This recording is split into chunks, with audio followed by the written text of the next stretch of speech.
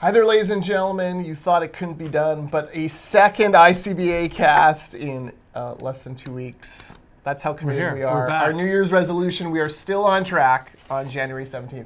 I'm Jordan Bateman. I am the Vice President of Communications for the Independent Contractors and Businesses Association, the mighty ICBA, joined as always by Chris Gardner, President of ICBA. And Chris, victory lap time.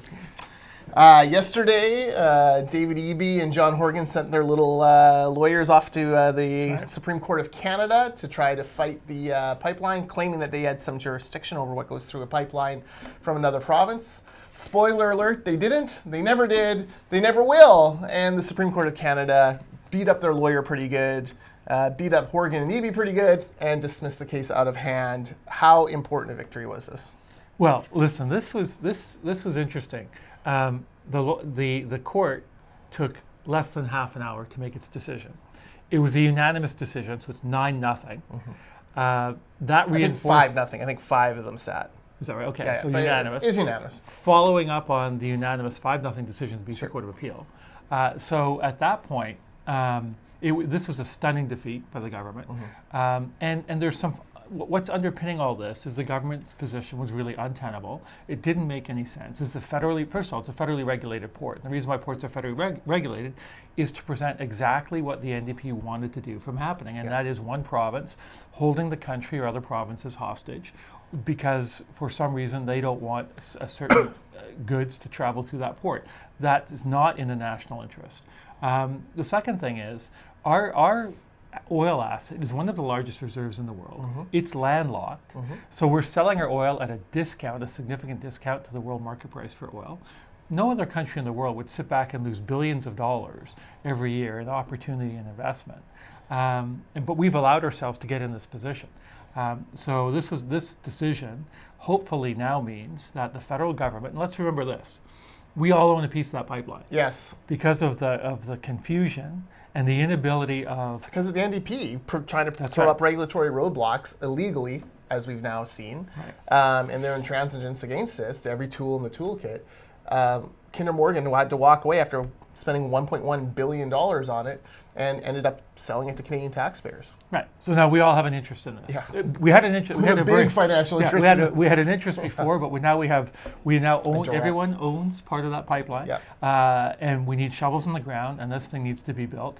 The energy sector in this country is on its knees. The CEO of the World Bank of Canada said we've lost $100 billion in investment in Canada in the last 2 years.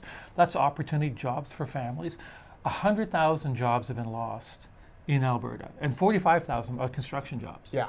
Now, if you use the same math, the same percentage of the workforce, it would be the equivalent of Ontario losing close to 700,000 jobs. Yeah.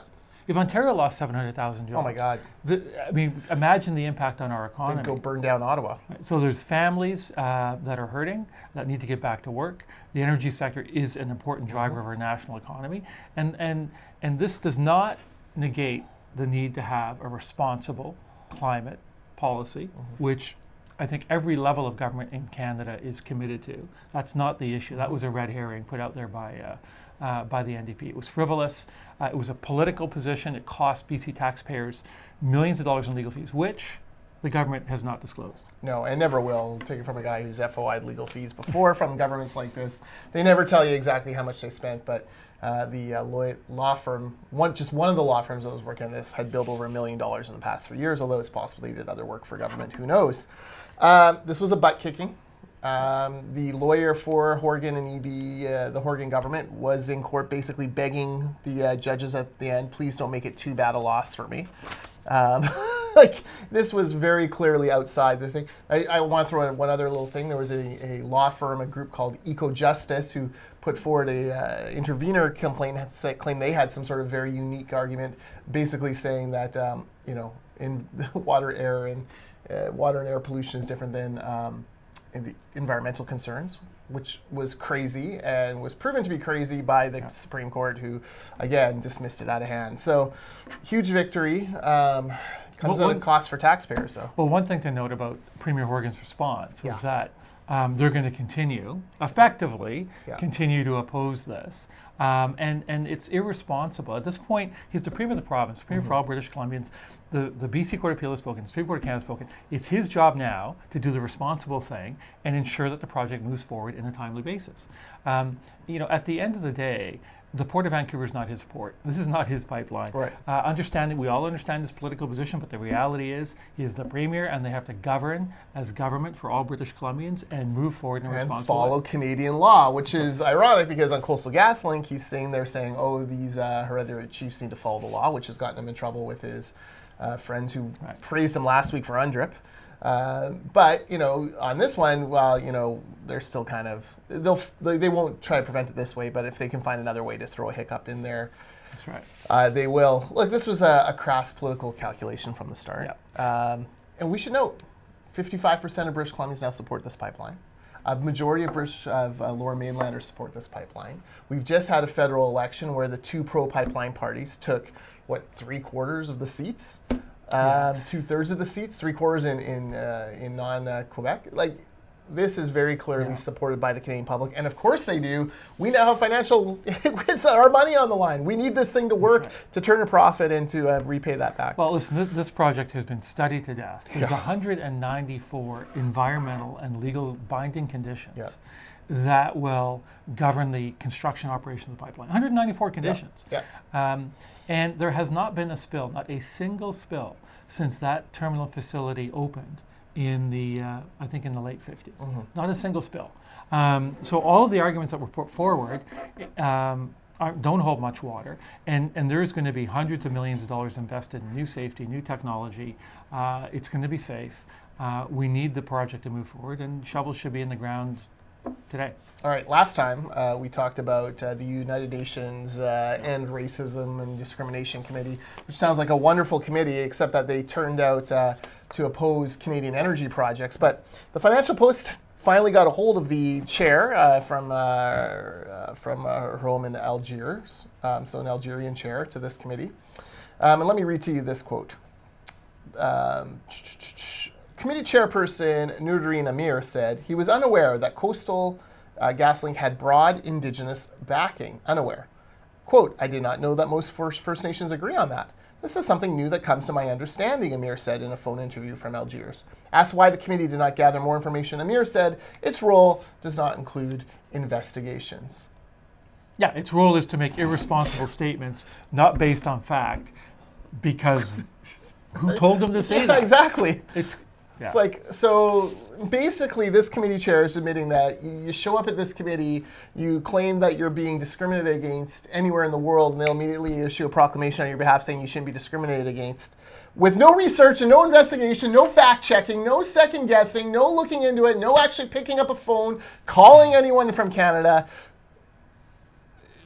It's ridiculous. And you've got this fool we have for a BC Human Rights Commissioner jumping in saying, oh, well, the United Nations is right. We should be stopping this. 20 out of 20 First Nations elected councils along the pipeline support this pipeline. 20 out of 20. Yeah, I mean, the UN should be embarrassed. I mean, that committee is... it's a joke. It is a joke. And the Human Rights Commissioner should be embarrassed for jumping in and supporting it. Well, and the chair should resign. No investigations, just the basic minimal fact checking of a position that they set out. It really is appalling, and it's offensive to Canadians and the Canadian government and at all. These projects. There is no jurisdiction in the world that harnesses its resources in a more responsible, sustainable way. There's no jurisdiction in the world that has the level of consultation, community, Indigenous, otherwise, than Canada. We should be proud of our record of engaging communities and Indigenous people. Not to say there isn't more work to be done. There is more work to be done. It needs to be done. But at the end of the day, we are setting the gold standard. And so not only was the UN, the first declaration, insulting and offensive, the fact that they did absolutely no research at all, means that it's an embarrassment to the United Nations. This chair should resign. They should rework the entire committee focus. Yeah, they should withdraw their complaint about this project, absolutely, and go from there. And I want to hear from the Human Rights Commissioner, now that this has come out, what are your opinions on this? Because you should be withdrawing and probably resigning as well. Since, Chris and I, we think human rights are very, very important. Obviously, we want to end racial discrimination in the world. We want to see human rights respected. This is not the project that is violating those human rights. No, and as we talked about in our last podcast, the membership of that committee is China, Russia, Algeria. It really is. It's hard to take it seriously, and I don't think very many people are. It's a black mark on the UN. It's an embarrassment. They've got to do better work than this if they want to be taken seriously. If they really are serious about ending or moving towards having countries respect human rights, they've got to do a lot better work than this. Yeah, absolutely. Okay, back to court. Last week ICBA was granted intervenor status on BD's appeal of some. The City of Vancouver, a couple of years ago, rejected a project at 105 Keefer, which is in Vancouver's Chinatown. They actually rejected it twice. Once saying it was too tall, even though it was within the development plan and would have provided social housing or rental, below market rental housing. They rejected that. Second plan came back to the letter of what the plan was, and an unelected committee of Vancouver City Hall rejected that first time ever that they've rejected. That unelected committee has rejected a building. BD's appealing, wants them to reconsider. We are intervening. Why? Well, we're intervening because it goes to the heart of the challenge of affordability in Vancouver and in other centres across British Columbia. And really, while the provincial government has enacted measures to address affordability, and there's lots of debate over the fact that they aren't really having an effect because they're really on the demand side, they're not addressing supply. But the heart of the affordability challenge really is at City Hall. Yeah. And City Halls are taking too long to approve projects. It now takes longer to get a project approved and permitted in Vancouver than it does to build it. They're imposing fees and regulations that make it more costly, and all of this has contributed to the affordability crisis that we're now facing. So we need to be approving more projects and projects faster, and ensuring that builders and investors understand what the rules are and are incentivized to build more supply. Because only if we don't build more supply, the prices are not going to come down. They're going to continue to go up. And that's basic economics. I think everybody learned that in Economics 101. Wait, can we make everyone take Economics 101? Because that would make this a much smarter place. It would. Yes.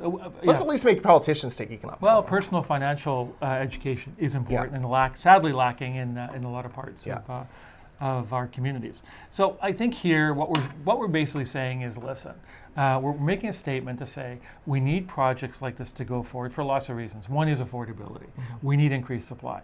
Two, it was a project that followed all of the zoning requirements set down by the city. Mm-hmm. When BD went in, they went in and said, okay, if you didn't like our enhanced design, which would have provided more below market housing for seniors and other groups in the community. If you don't like that approach, because they were prepared to go beyond that, okay, well then we will comply with the letter of the law and zoning on this property. And they were still turned down.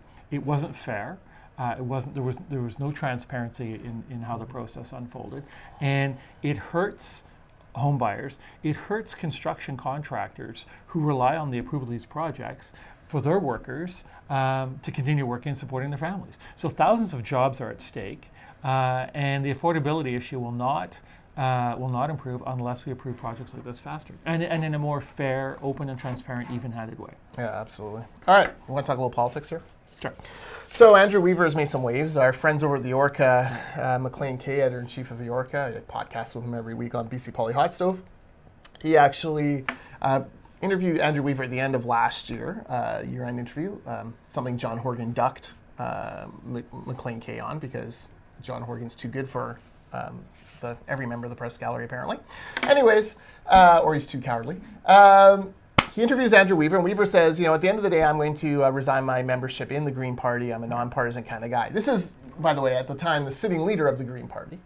Fast forward to this week, Andrew Weaver moves up his timeline. He is resigning as a leader of the BC Green Party. We knew that already. There's a leadership race underway. And he's not even going to sit in the Green Party caucus anymore. He will be an independent MLA once it reconvenes, the legislature reconvenes on February the 11th. Mm-hmm. He is going to resign his membership in the Green Party. It seems like it's not a anger thing. It just Right. He believes in being nonpartisan, but this has big trouble for the Green Party, which, number one, loses a third of its caucus. Number two, loses a third of its funding that it gets from the provincial government, from provincial taxpayers. Loses some of his office space, loses some of his research team, puts a lot more pressure on Adam Olsen and Sonia Furstenau because now they have to be on all the important committees. They can't, have Weaver supporting any of them.